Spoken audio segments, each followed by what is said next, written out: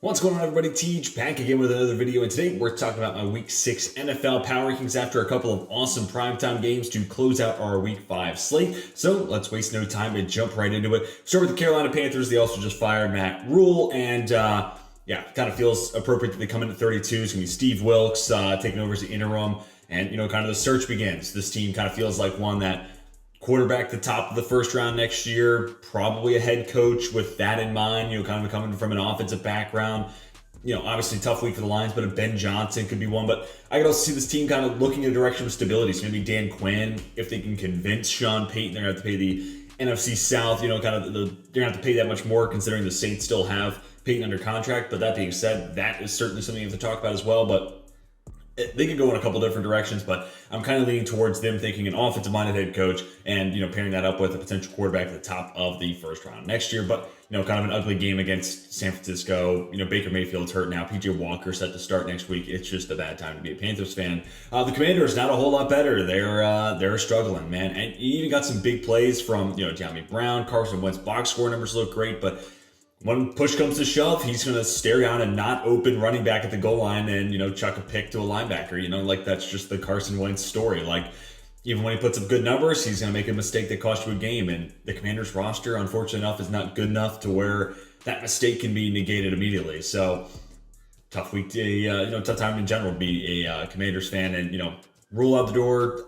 Man, Ron Rivera has so much say with how the organization's run. He basically controls player personnel too. So when he starts taking shots at Carson Wentz, it's like, all right, well, if you're the guy making the player personnel decisions, he was your decision. So kind of a tough scene there, and that makes it that much more likely where, maybe this is the last year we see Ron Rivera leading this Commanders franchise. And then the Bears, look, they're just not that good. I know they kept it close. They kind of, pesky with Minnesota, but they come up short, and there's just not a whole lot to be super excited about with this team. Darnell Mooney, kind of one of those few things you can be hyped about. Made a nice grab against the Vikings this past week, but man, just not a whole lot for Justin Fields to work with. Robert Quinn kind of feels like he's couching it in until he gets traded, so that defense is pretty rough as well.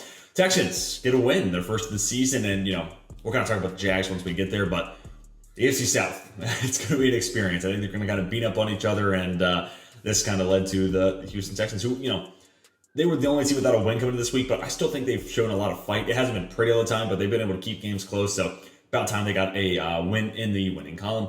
Seahawks, they lost, but won. This picture on your screen, what an absolute dot from Geno Smith. And man, my next mock draft later this week, spoiler alert, no quarterback there for Seattle. Maybe they're thinking Geno Smith can be their guy, add some pieces on the defense, and maybe that's the rebuild or the turnaround, expedited process at least. So really interesting. Obviously, I had Bryce Young in my last mock to Seattle. Not thinking that's all that likely with how Geno's playing, but that being said, this team did lose. The defense is still an absolute train wreck. But you know what? Going into New Orleans, taking on a tough, I still think a very talented New Orleans team, being able to put 32 against that defense, they lost, but I'm not going to hold it against them too much, so I'm going to have them staying put there at 28. Lions down a couple spots. I like a lot of what this team's doing, and, obviously still no Jameson Williams. Devon Muzurike, that middle of the defensive line in general is just still kind of, a miss right now.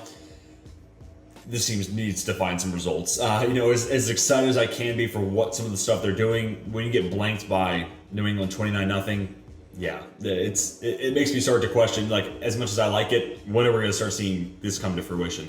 So next up, we get the Atlanta Falcons, and, kind of similar to the Seattle Seahawks. Yeah, they lost, but on the road against a team that we all recognize is better than them, and they were a Grady Jarrett, BS, roughing the passer call away from having a chance to win that game in Tampa. So, Falcons lost, but them and Seattle are showcasing those offenses have enough there to be pesky week in and week out. The Steelers, did you watch that game?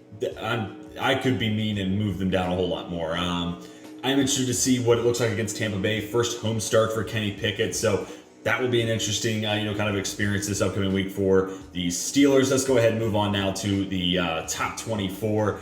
New York Jets move up another, handful of spots. That defense looks really good, and that's kind of what I'm most excited about out of this win. It was Zach Wilson, no turnover-worthy plays. That's kind of the biggest win there is he didn't win you the game, but he didn't lose it to you. He didn't lose it for you either. And that defense was great. And obviously, this game was closer than what the final score indicates. Kind of became bloated there in the fourth quarter. But all that to say, ton of credit to the Jets running away with this game and taking advantage of Skylar Thompson being the guy who played a majority of the game for Miami. So then that takes us into the Giants, and look, like I understand they're 4-1. I'm going to have probably a lot of hate for them being at 23, but they're pretenders. Let's not trick ourselves. They're not going to stay this good. I would say the record really doesn't even indicate the quality of play we've seen from them this season. I think that game against the Packers is more so on Green Bay and potential struggles heading their way versus what that really means for how legit the Giants are. They just kind of benefited from the Packers. A lot of concerns there. We'll talk about them later on. But I will say Saquon Barkley looks like one of the best players in the league right now. So that is an awesome sight to see. And I do apologize if you hear any of this stuff outside. Unfortunate timing for me to start recording. Then we have two teams staying put in this rankings, Colts, Browns. So look, the Colts, they won on Thursday night, but nobody won that game. The Colts sucked a little bit less, I guess, than Denver, and the ultimate losers were us watching that game. So I'm not moving them up despite the win. In the Browns, close loss at home, missed field goal attempt away from taking down the Chargers, who, again, given it's Jacoby Brissett, if you're a Cleveland fan, if you took down Justin Herbert at home, you'd be happy with that. So 2-point loss, moral victories don't pay bills, but this team came down to one play from beating the LA Chargers, who, with all their flaws, and whether you think that fourth down decision was the right one or not, the Browns were right there. And, against a team that I think we all would agree is better. So I'm not going to move the Browns down too much despite the loss. Jags, I am going to knock down a spot, and I am going to take a little bit of a victory lap here. So sorry if you're one of the people who was trying to have me move the Jags in the top 10 and stuff like that. People are just trying to get too quick to define who's this year's Cincinnati, when realistically last year Cincinnati was a total, I don't want to call it a miracle run, but an improbable run for a team that went 10-7 in the regular season and had plenty of flaws in the roster, namely the offensive line. So I think people are a little too eager to try to get out and run and say, the Jags are this year's team. And hey, there's still a lot of football left to be played. They might figure it out and become that team, but they're not there yet. So a lot of people after the 2-1 start were saying, this is a top 10 team. This defense is different. Trevor Lawrence is turning a corner, to which I show you the last 2 weeks. It hasn't been great, and especially this last week against Houston. So the Jags, are they better? Yes. But should we put them in, front runner contention, playoff pictures? No. So it just comes down to understanding the difference between being better and being legit. So that's kind of the end of my victory lap there for the Jags. Raiders down a spot, dude. Could have had that game against the Chiefs. The 2-point conversion, going to be another one of those plays we talk about for the rest of the week. I don't hate the idea of going for it there, and I can see there's a ton of numbers that suggest that's the right move for a couple of different reasons. One, if you don't get it and Kansas City gets a touchdown, that's kind of a risky proposition because then the Chiefs go for 2. They could close that game there, but if they don't, then it's a 7-point game. So there's a couple different ways you can break it down, or if they just take the extra point, you can still get a touchdown, 2-point conversion, and force overtime. But that said, with 4 minutes on the clock, Kansas City was going to get the ball back, and they were going to have a chance to drive. So I think I probably would have gone extra point and then just hey, my defense comes up with a stop. We're in a position to either go overtime or win it. Unfortunately, Raiders did not have that in their back pocket as, didn't get the 2-point conversion, did get the stop, but had to go for the win, came up short. So kind of a frustrating game there if you're a Raiders fan, especially that last play, Matt Collins, Devontae Adams running into each other on a 4th and 1. It's it's okay to take something short here. As much as I am a guy who's push the ball down the field, go. This is a spot where hey, Devontae Adams still is the best release in football. Just have him get open, get a 3-yard catch, and let's keep this drive alive. So kind of questionable, and Josh McDaniels, that seat is starting to get pretty hot, I would assume. Cardinals down a spot. I mean, they're just, I don't know how many times a week I can say this, but Arizona just is not that good. And look, I understand they kept it close with Philadelphia, but that was kind of a game that was kind of built that way. We, obviously the episode didn't come out, but the hurry up offense, we kind of talked about that a little bit as well, where Philly going on the road, it feels like everything's clicking. This kind of feels like one of those spots where they're going to get a real test, and it'll give a credit, to Arizona. They did keep it close, but a lot of it's just Kyler Murray kind of doing unbelievable things, holding the ball for 15 seconds on a play, and eventually somebody kind of gets open. But he's doing a lot with a little. Hollywood Brown's still a good player, but it's Kyler Murray extending a play by 15 seconds just for AJ Green to finally get open. That's kind of what they're having to work through, and I still don't like that defense a whole lot. They do have some players who make big plays, Bud Baker, Byron Murphy, they're both good players. Zach Allen, I want to give him a shout out here. He's kind of taking that step forward, and he may not be great, but sacks each of the last 2 weeks, and he kind of felt like a baby JJ Watt, so it was kind of interesting to see them both on the same team. And he's kind of taking steps forward, becoming a little bit better of a player and a bigger, part of that, pass rush component for this team. So I guess they're getting slightly better, but, they gave the Eagles a run for their money, but, this team is still so flawed in so many different ways. Broncos, and I mean, this team is, depending on how Monday night goes next week against the Chargers, the way this board is set up, I could see them sliding all the way down below the Colts. This team is poised to have a mean slide here, depending on how, of course, this week shakes out, who wins, who loses. But man, this team is just brutal, and it's just getting to the point where the sample size is starting to get big enough to where we can just maybe call the Broncos bad and Russell Wilson washed. So I don't know. I don't want to give up all the hope yet. And of course, another injury, reported earlier. I guess it was late last week for Russ after that Thursday night game. Playing with a torn lat. Obviously that's not great. But geez, outside of that defense, that offense in general is just hard to watch, and it really is disappointing because that defense is awesome. It's a great unit, but losing 12-9 at home after 68 minutes of football and Russell Wilson can't find the end zone, it's panic time in Denver. I'm sorry, there's really no other way I can put it. On to the top 16 now. New England Patriots, they're kind of benefited by a number of teams sliding down. I don't really think they're a top half of the league team, especially considering it's Bailey Zappi under center, but I mean, blanking the league's leading scoring offense 29-0, and that went that type of showing against an offense that had been scoring points with ease. That's impressive. So Bill Belichick doing what Bill Belichick does, get some points from the defense as well. And I'm starting to feel a little bit more comfortable with the cornerback room. Jonathan Jones, Jack Jones, they're both taking steps forward and exceeding my expectations. So maybe that wasn't as big of a red flag on this roster as I would have thought coming into the season. It's kind of weird though. This game felt like one where Ramondre Stevenson and Damien Harris would take it over, but Harris leaves early, and Zappi didn't win you the game. Your offense in general really didn't win you the game. It's kind of just a weird game, but it was kind of a one-sided affair where despite the Patriots and the box score final stats, wasn't anything to necessarily leave you mesmerized. The Lions just legitimately didn't show up in this game. So credit there to the Patriots taking care of business. So then you get to the Saints, and they won, but not in a pretty fashion. I mean, having 32 hung on that defense makes me really concerned about, is that defense legit? Taysom Hill having the game he did, fun to watch, sure, but are we going to see that again, the rest of the season? So, what is this Andy Dalton, Jameis Winston situation going to be when, presumably this week when it feels like Winston might make his return? Is he 100%? How much of those injuries linger? What's this decision-making like in general? So, I don't know. Still a lot of questions I need answers for this New Orleans team, despite them getting a win this week. So I have them staying put at 15. Titans move up a couple spots. Ton of credit to Mike Vrabel, one of the best coaches in the NFL, getting this team kind of back on track. And, it got close at the end. It took the David Long Jr. interception at the goal line, but Derrick Henry looked solid. You got some chunk plays from, Robert Woods and company. So there's enough there to be excited about. But, the biggest concern I have coming into this game, is that left tackle spot without Taylor Lewan. Montez Sweat was having any and everything he wanted in this game. So, give credit to the Titans, but they beat the number 31 team in these power rankings. So I don't want to get too excited. I think they really do need to figure out that left tackle spot long term,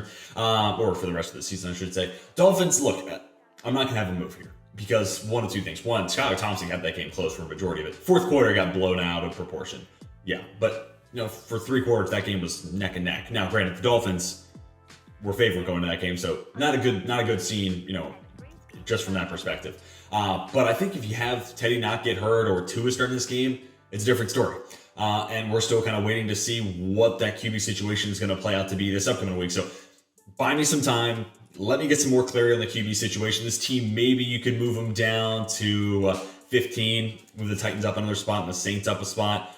But, I don't know. With, Tua, it feels like could make his return. Teddy Bridgewater not showing signs of a concussion after making it through protocol.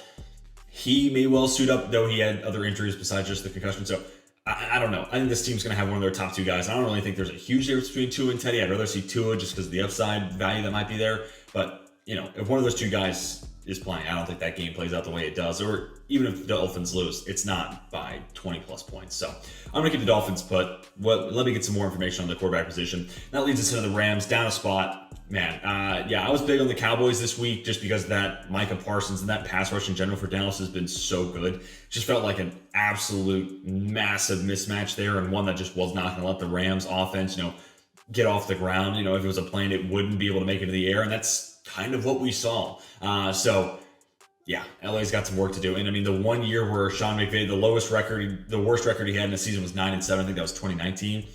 It was the worst year that he's had an offensive play. And, you know, I think the production he's getting from this O-line this year might, you know, be even worse than that. So it might be a tough year for the Rams. And they're in kind of another group that's kind of poised for a potential slide down the board here, depending on, you know, what does Miami look like this week? Does Tennessee keep figuring it out? Do the Saints, get one at home against Cincinnati this week? So I don't know. The Rams could be another one of those teams that's kind of in for a mean slide down the board here, depending on, Matt Stafford's health. He continues to look injured throughout every snap he plays this season, the offensive line, yada, yada, yada.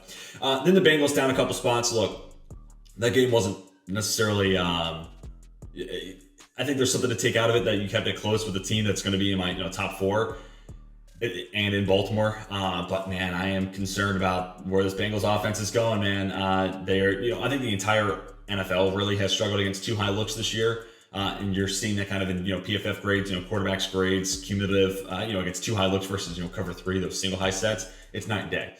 So it's a league-wide issue that offenses are trying to figure out. But that being said, it's really, really rough right now for Cincinnati.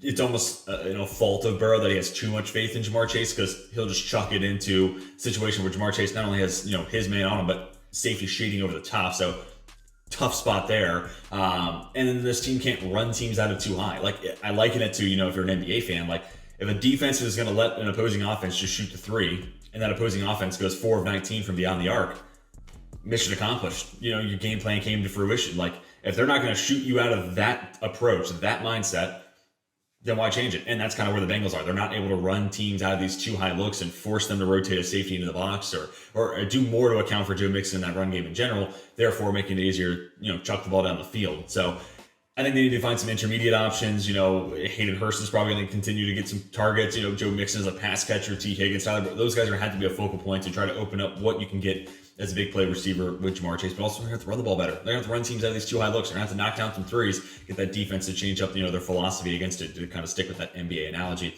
Then the Cowboys, dude, that defense is legit, and that alone makes me feel really confident about this team being top 10. They could be even higher. Another team that I'm kind of waiting to see what this QB situation plays out as.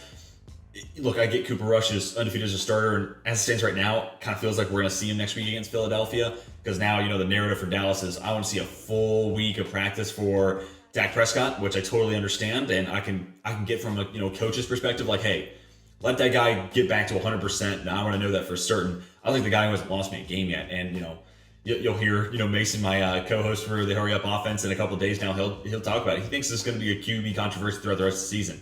And I could see it, right? Like if Dak has a couple of, shaky games, or even if he plays well, but the Cowboys lose, I could see the fans, I could see, maybe even some voices in the coaching staff start to be like, hey, we were winning games for Cooper Rush. We're in this business to win games, so I don't care.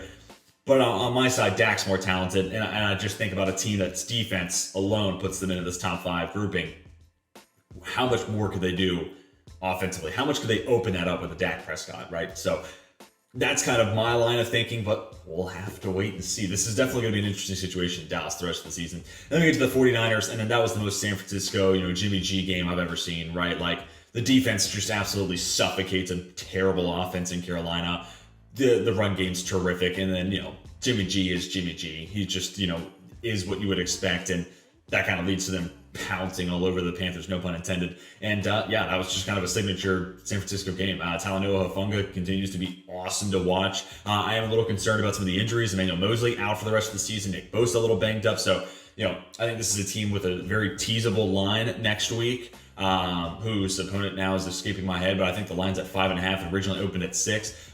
So you could tease this down and basically pick them for San Francisco, especially if it gets back to 6.